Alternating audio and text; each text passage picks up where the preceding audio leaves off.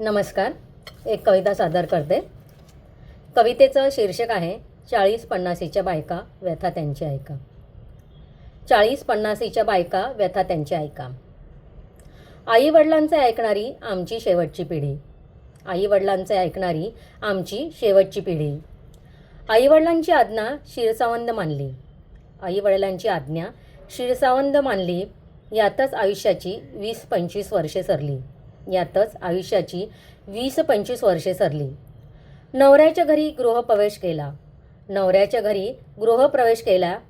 त्याच्या मर्जीचा मान राखला. त्याच्या मर्जीचा मान राखला. मुले नवरा आणि संसारात पिसत राहिली.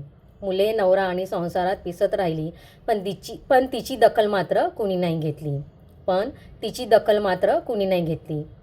अशीच पुन्हा 20-25 वर्षे सरली. अशीच पुन्हा 20-25 वर्षे सरली. बघता बघता ही एकटी पडली. बघता बघता ही एकटी पडली. कारण आपापल्या व्यापात सगळे रमली.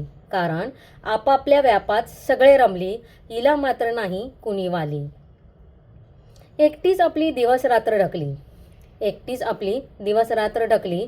एक दिवस मात्र ती पेटून उठली. एक दिवस मात्र ती पेटून उठली.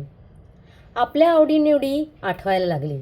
आपल्या आवडीनिवडी आठवायला लागली. गाणी, कविता, नृत्यकला.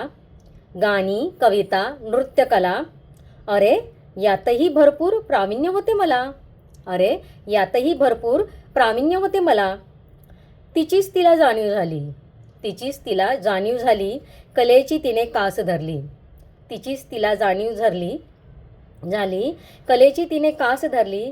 मग काय विचारता. मग काय विचारता. काव्य वाचन, गायन, भजन, नृत्य यातच ती रमली. काव्य वाचन, गायन, भजन, नृत्य यातच ती रमली. पुन्हा मागे वळून अजिबात नाही फिरली. पुन्हा मागे वळून अजिबात नाही फिरली. धन्यवाद.